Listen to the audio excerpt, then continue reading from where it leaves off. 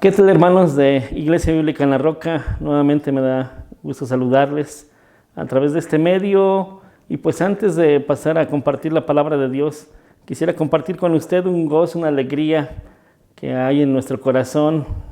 Precisamente hoy, febrero 7, Dios nos ha permitido a mi esposa y a mí estar casados, estar unidos en matrimonio. De verdad es de gran bendición poder decir hasta este momento que por la gracia de Dios, por la benevolencia del Señor, mi esposa y yo estamos juntos y con esta alegría de tener a tres retoños, tres chilpayates que Dios nos ha permitido tener aquí, que nos acompañen y la responsabilidad de poderlos encaminar y llevarlos a los pies de Cristo. Pues de verdad es una gran bendición que comparto con usted. Tal vez alguien pueda decir, bueno, yo ya tengo 20, ya tengo 40, hasta 50 años, pero hermanos, lo importante es que en ese tiempo haya estado presente la gracia de Dios. Y pues, hermanos, yo le invito a orar ahorita para que podamos pedir al Señor, que el Señor nos revele hoy su voluntad, que Él sea quien nos diga lo que tenemos que hacer, que nos revele el plan que tiene para nosotros. Le invito a orar y oremos. Amado Dios, en esta mañana que estamos reunidos, Padre, en cada uno de nuestros hogares, te damos honra y gloria, porque eres el único Dios vivo y verdadero, que ha sido benevolente y misericordioso con su pueblo, y hemos experimentado esa salvación de acuerdo a tu beneplácito y a tu amor grandioso, Señor. Gracias por tu palabra que vamos a escuchar hoy. Te pedimos que tú la bendigas y que seas tú quien nos hable, Padre. En el nombre de nuestro Señor Jesucristo te lo pedimos. Amén. Bueno, quisiera introducirme con esto. Tal vez a usted le parezca que está sentado en este momento sin moverse, pero la realidad es que no está sin moverse. Tal vez, mejor dicho, el planeta en el que estamos está rotando sobre su eje a una velocidad de 1,600 kilómetros por hora. Y con la precisión de un reloj, hermano, da la vuelta completa cada 24 horas. Y por si eso no fuera suficientemente asombroso, nuestro planeta se mueve también alrededor del Sol a una velocidad cercana a los 107,000 kilómetros por hora. Así que, hermano, la próxima vez que usted se sienta que ha tenido un día improductivo, recuérdese a sí mismo que en realidad hoy ha viajado por el espacio más de 2,400,000 kilómetros. Ahora, permítame que le haga un par de preguntas. ¿Cuándo fue la última vez que usted tuvo insomnio porque le preocupaba que Dios, el Creador, mantuviera los planetas en su órbita? ¿O cuándo fue la última vez que usted se arrodilló toda la noche para orar diciendo, Señor, gracias porque has mantenido al planeta rotando? No estaba seguro si hoy se hubiera completado toda la rotación, pero lo lograste de nuevo, ¿sí? Me estoy casi imaginando, hermanos, la respuesta a estas preguntas. Pero lo cierto es, hermanos, que no dudamos sobre la capacidad de Dios para mantener a los planetas en sus órbitas. Y probablemente usted diga, yo no tengo necesidad o no hay razón de por qué orar por ello. Pero creo, hermanos, que los cristianos podemos orar por las cosas equivocadas. Normalmente nuestras oraciones suelen ser superficiales, miopes incluso, mal dirigidas y egoístas. Oramos por salud, por riqueza, por felicidad, por consuelo, por éxito. Oramos por una casa, por un buen trabajo. Algunos oran por algunas oran por un esposo, algunos oran por una esposa, un ascenso o un aumento salarial. Aunque tales cosas, hermano, déjeme decirle que no son necesariamente malas, pero estas necesidades no estaban en las prioridades del Señor Jesucristo. No estaban en la lista del Señor Jesucristo y mucho menos en las de Pablo.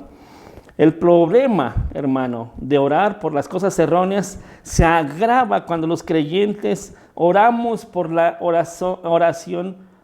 por la razón equivocada. Santiago nos advierte, pedís y no recibís porque pedís mal para gastar en vuestros deleites. Así es que la esencia de la oración, hermano, no es exigir cosas a Dios, sino oír para discernir la voluntad de Él. Lo repito, oír para discernir su voluntad. Cuanto más profunda se vuelve nuestra vida de oración, más, hermano, más nos alineamos con la voluntad de Dios que Él revela en las Escrituras. Y eso hace que nos inclinemos menos a pedir cosas triviales. Cuando aprendemos, hermanos, escuchen bien esto, cuando aprendemos a desear lo que Él desea, amar lo que Él ama, ya odiar lo que Él odia, entonces nosotros transformamos nuestra oración y oramos de esta manera: Padre nuestro que estás en los cielos, santificado sea tu nombre, venga tu reino, hágase tu voluntad como en el cielo, así también como en la tierra. Esa es la manera, hermanos, en la que nuestro Señor Jesucristo desea que oremos, y no en una repetición vana, como lo suele hacer la religión tradicional. Y así es que le voy a invitar, hermano, a que pasemos a buscar en nuestras Biblias una porción de la Escritura que está en 2 de Tesalonicenses, capítulo 1. La segunda epístola a los Tesalonicenses, capítulo 1. Y vamos a leer del versículo 3 al versículo 12. Y ahí quiero hacer notar dos cosas, hermano. Dos cosas quiero hacer notar ahí. ¿Sabe por qué? Porque el énfasis que quiero hacer notar primeramente está contenido en los versículos 11 y 12. Es una oración. Una oración que hace el apóstol Pablo como en todas sus demás epístolas. Pero aquí me sorprende el hecho de que él tiene una razón y un propósito. Es decir, él nos muestra el contenido de su oración y el propósito de esa oración. Pero vamos a ver por qué ora así de esta manera. ¿Por qué nos enseña el Espíritu Santo a través de esta oración? ¿Sabe por qué? Porque Pablo sabe orar correctamente. Y esa es la enseñanza de hoy, hermanos. Que podamos aprender a orar correctamente.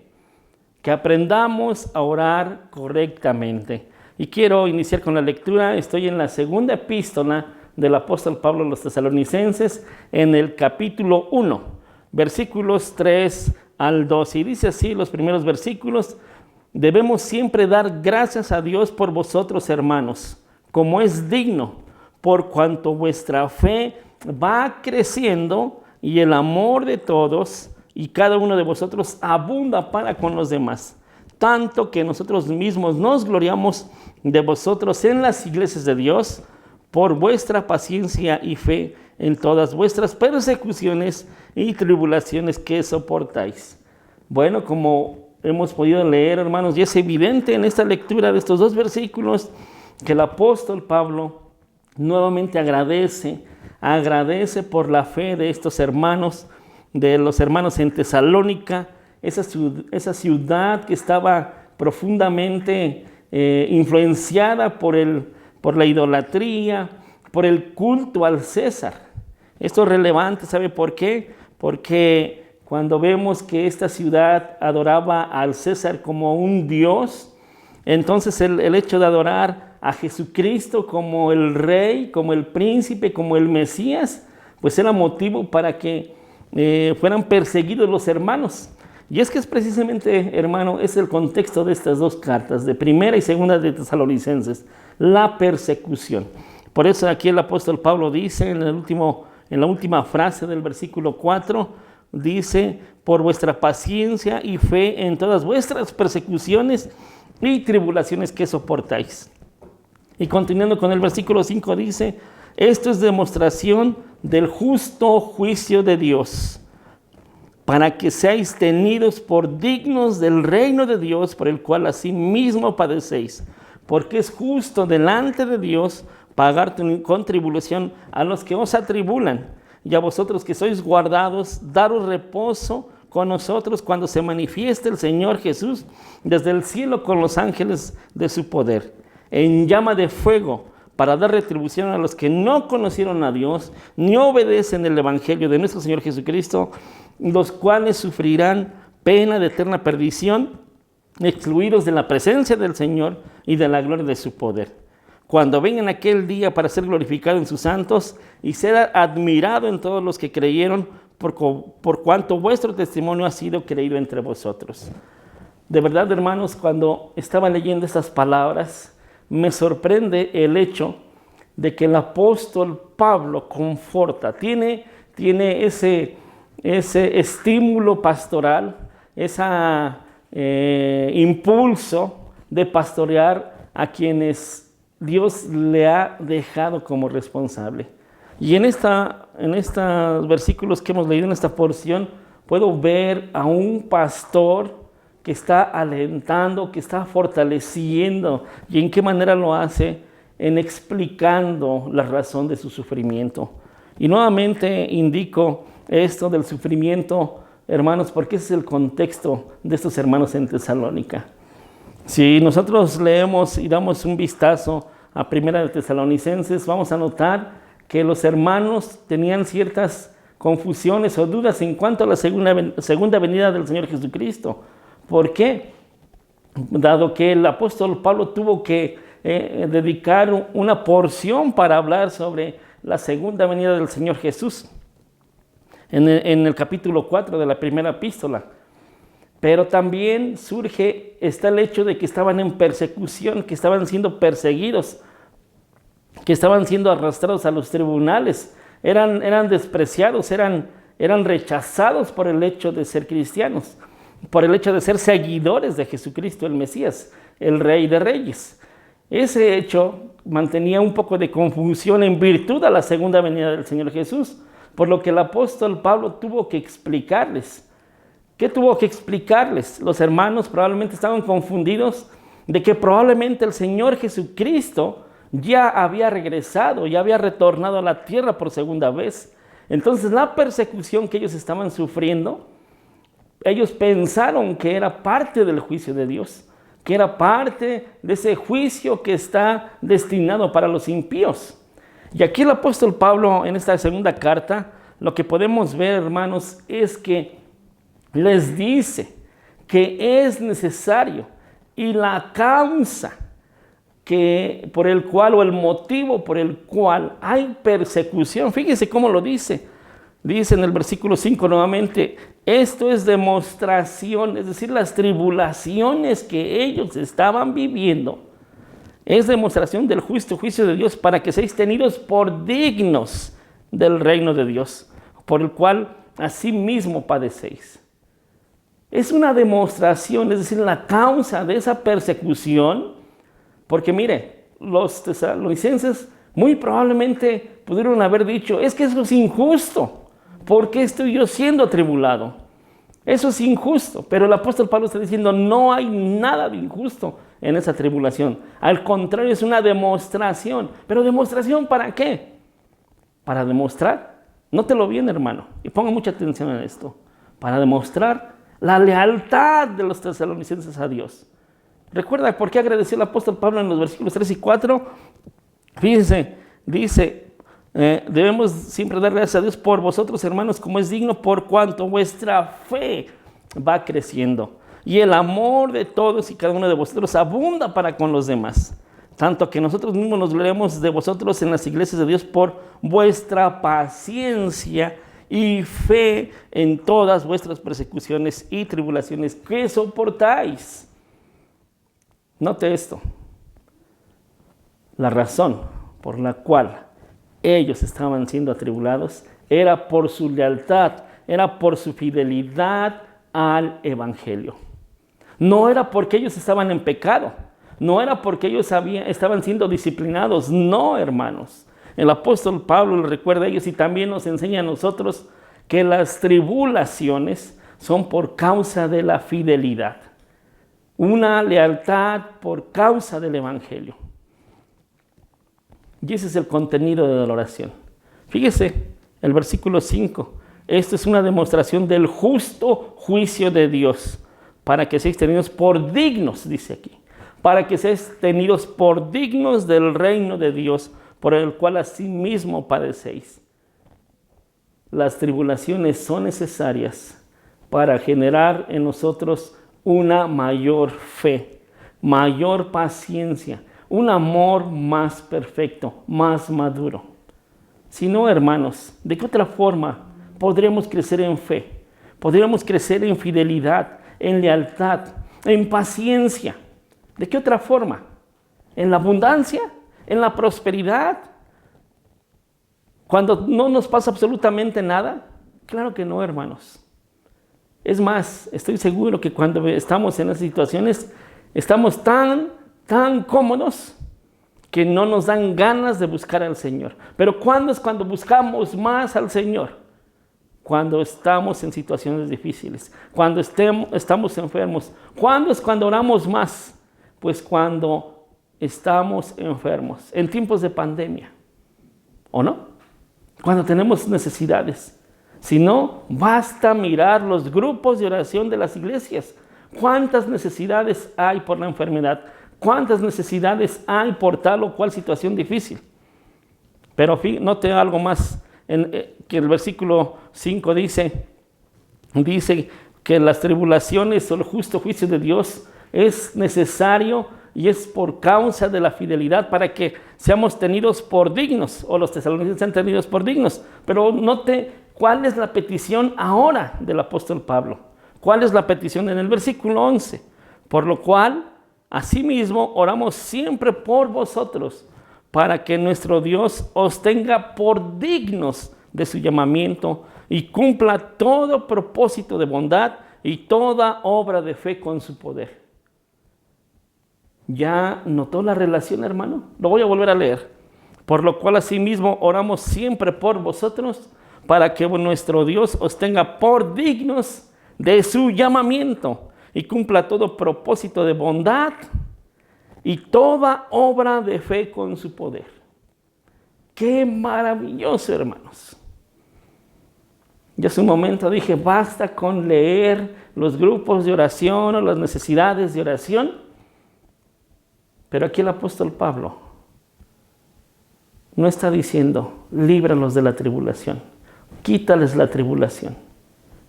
Note que esa no es la petición del apóstol Pablo. Entonces ahora se da cuenta por qué no sabemos orar correctamente y cuál es la enseñanza del Espíritu Santo para nosotros, hermanos.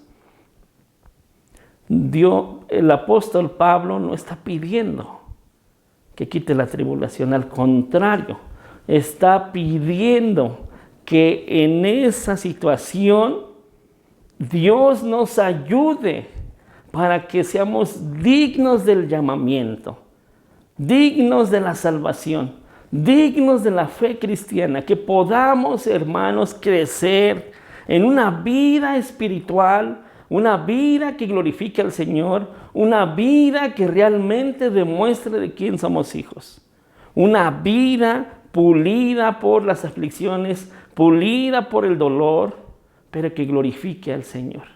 ¿Lo nota? Una vida que crece en fe, crecimiento en oración, crecimiento en lectura de la palabra de Dios, crecimiento en asistencia de nuestra iglesia, en servicio al Señor. Dice la última parte, y cumpla del versículo 11 todo propósito de bondad y toda obra de fe con su poder. Lo que no me deja de impresionar, hermanos, es que aunque Dios determinó, Dios estableció que el cristiano va de esa manera a crecer a través de las tribulaciones, no nos quita el hecho o no anula nuestra responsabilidad. El apóstol Pablo nos está enseñando esto aquí, que aunque no es el juicio de Dios, no es la manifestación del juicio de Dios todavía, no lo es, pero Él no deja de orar. Es decir, Dios decretó soberanamente que así van a suceder las cosas, pero eso no hace al apóstol Pablo un creyente pasivo. Al contrario, lo provoca a orar, lo impulsa a pedir para que lo que Dios ha decretado, las circunstancias que Dios ha determinado, que ha predeterminado incluso, podemos decirlo así, sean para bien de los creyentes. El Señor obre y cumpla su voluntad, cumpla ese propósito eterno. Y esa responsabilidad, hermanos, no afecta en ningún momento la voluntad del Señor, el propósito del Señor. Y es por eso que el apóstol Pablo nos enseña a orar, nos enseña a pedir aquí, a pesar de que Él tiene establecido que Dios lo ha predispuesto así, que Dios lo ha predeterminado de esa manera. Y en la Escritura hay varios ejemplos, hermanos, hay varios ejemplos donde podemos notar este elemento, donde la soberanía de Dios está no entremezclada, pero también motiva o impulsa nuestra responsabilidad. Y vamos a ver, por ejemplo, yo he estado leyendo el segundo libro de Reyes, y lo que me llama mucho la atención es ver un rey que estuvo reinando en Judá, y él, después de ser informado por el profeta Isaías de que moriría por una enfermedad, fíjese cuál fue la actitud. Dios determinó soberanamente cómo iba a morir él, pero Ezequías pidió a Dios que le perdonara la vida, y en respuesta Dios extendió la vida del rey por 15 años, aunque eso no fue beneficioso para el rey, pero Dios lo ajustó perfectamente a sus propósitos. Entonces, hermanos, de esta situación ya he hablado en otras ocasiones, pero hermanos, uno puede pensar, ¿por qué Dios estableció que el sufrimiento es necesario para la vida del creyente? Mire, hermano, tal vez ese propósito jamás lo vamos a entender. Jamás va a haber una respuesta que pueda satisfacernos. Pero el punto aquí, hermanos, es que comprendamos, o la enseñanza es que aprendamos, hermanos, a vivir en medio de esa situación. ¿Sabe por qué? Porque es el Espíritu Santo que está obrando en nuestros corazones. Fíjense lo que dice en la siguiente parte. Dice el versículo 6, porque es justo delante de Dios pagar con tribulación a los que os atribulan.